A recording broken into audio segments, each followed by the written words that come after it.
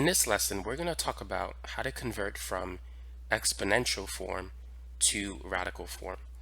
So here's a formula that you want to be familiar with. A raised to the m over n, so here we have a rational exponent, is equal to the nth root of a raised to the m. So here we have a variable in its exponential form, and here is how we can convert it into its radical form. So m is the exponent here, n is the index number.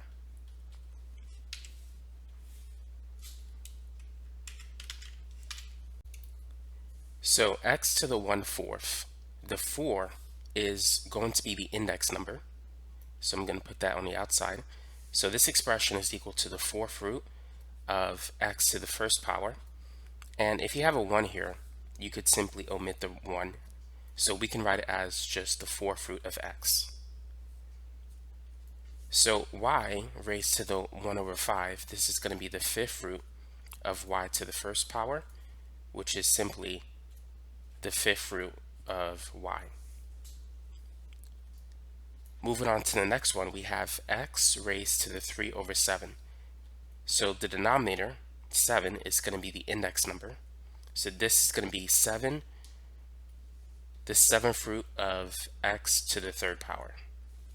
For the next one, we have y raised to the 4/5. This will become the 5th root of y raised to the 4th power.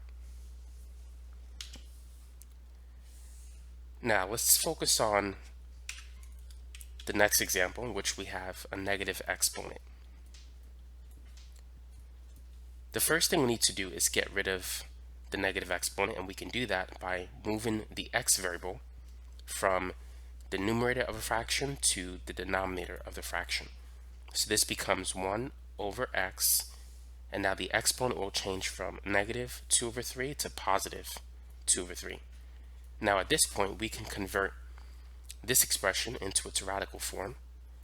So the 3 is going to be the index number. So this is going to be the 3rd root of x to the 2nd power, or x squared.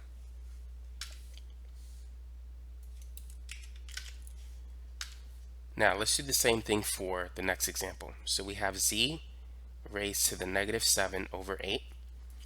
So first, let's get rid of the negative exponent. Let's move the z variable to the bottom of the fraction. So this becomes 1 over z, and now it's positive 7/8. Whoops, what is going on there?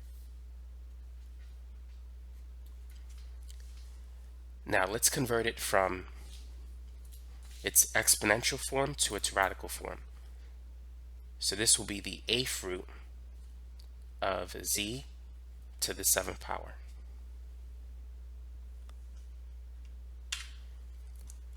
Now let's work on some more examples. Let's say you have y raised to the 2.5. What can you do in order to convert that exponent into its radical form? Feel free to pause the video if you want to try this. What we need to do is we need to convert the decimal number into a fraction. So here's some things you want to know. 1/2 is 0.5. 1/3 is 0.3 repeating. 1/4 is 0.25.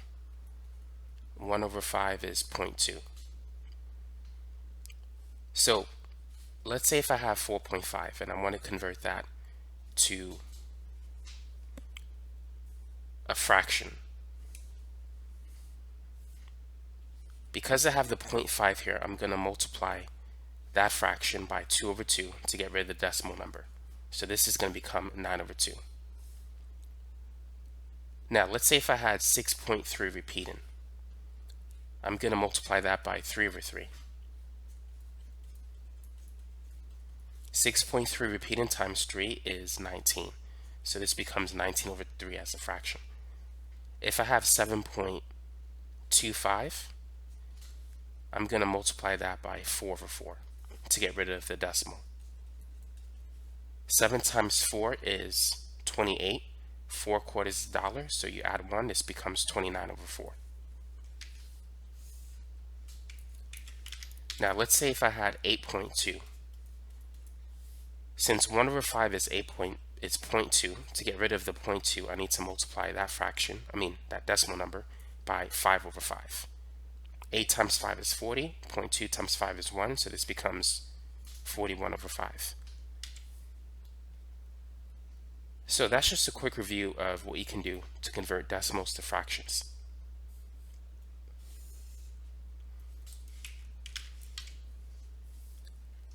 So 2.5, you can multiply it by 2 over 2. 2.5 times 2 is 5, and this becomes 5 over 2. For those of you who don't want to use this method, let's say if you don't always remember, should you multiply by 2 or 3? If you just have one number after the decimal point, you could just multiply it by 10 over 10 and then reduce it. So if you did it this way, you'll get 25 over 10, and then you need to reduce this fraction. 25 is 5 times 5, 10 is 5 times 2. You can cross that out and get the same answer. So there's multiple ways in which you can get the same result. So y raised to the 2.5 can be written as y raised to the 5 over 2. And in its radical form, this is going to be the square root of y to the 5th power. Go ahead and try this example. T raised to the 3.2 and also z raised to the negative 1.8. So 3.2, we can put over 1. Now because of the 0.2, you can multiply by 5 over 5. Or if you want to keep things simple, you could just multiply by 10 over 10. I'm going to multiply by 5 over 5. 3 times 5 is 15, 0.2 times 5 is 1, so this becomes 16 over 5.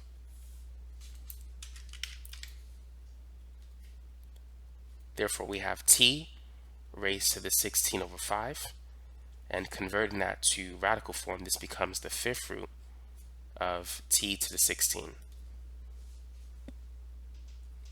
Now for the next one, first I'm going to get rid of the negative exponent.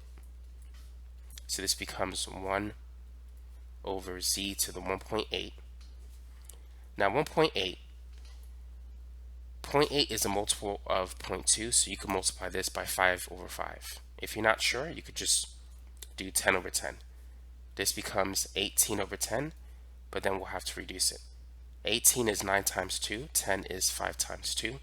We could cancel the 2 and we'll end up with 9 over 5. So this is 1 over z raised to the 9 over 5. And this becomes the 5th root of z to the 9. So that's going to be the final answer for this example problem. So that's how you can convert an algebraic expression from its exponential form to its radical form.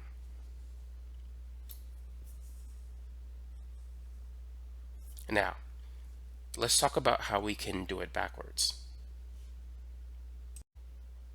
For those of you who want to quickly access my Math and Science video playlists, feel free to check out the website video-tutor.net.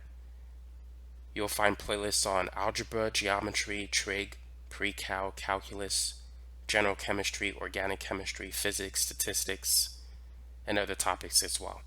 And you can also access my final exam review videos on this website, in addition to my test prep videos. And there's some other links that you can explore here as well, so feel free to take a look at that when you get a chance. Write each expression in exponential form. If you want to take a minute to pause the video to work on these examples, feel free to do so at this time. So first we have the square root of 7.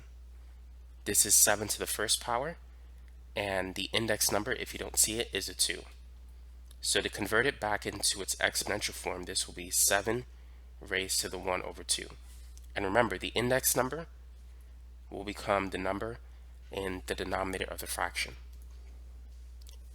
Now for the square root of x, we have an invisible 2, and this is x to the first power. So this becomes x raised to the 1 over 2.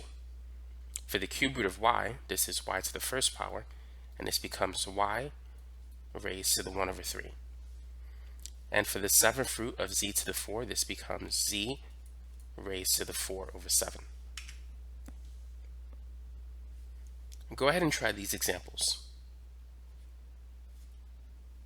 Try the square root of 5x to the 7, and also the square root of 5x to the 7th power. Now for the first one, the index numbers are 2. There's a 1 in front of the 5. So we could divide each of these numbers by 2, and we can write it this way. This is 5 to the first over 2 times x to the 7 over 2.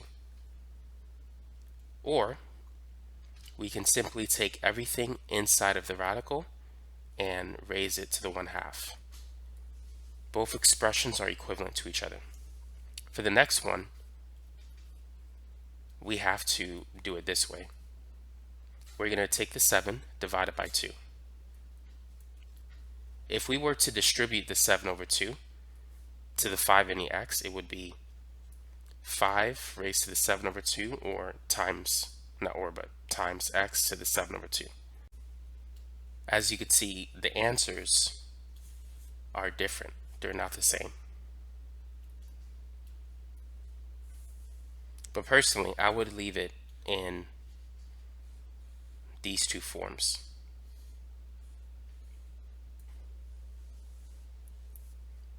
They look similar, but they're different. Now, go ahead and try these two problems. Here we have the 7th root of x to the 3rd power. And for the next one, this is going to be the 7th root of x raised to the 3rd power. Are these two expressions equivalent to each other, or will they give you different answers? The last two examples, the answers were different. But let's see what we're going to get for this one. So for this example, this is going to be just x to the 3rd x to the 3 over 7. Now for the next one, let's work on what's inside of the cube root. So the 7th root of x to the first power is x to the 1 over 7, and it's raised to the 3rd power. Whenever you have one exponent raised to another, you can multiply the two exponents. And this will give us the same result. 1 over 7 times 3 is 3 over 7. So these two expressions are equivalent to each other. Try this one. 1 over the 4th root of y to the 9. Convert it into its exponential form.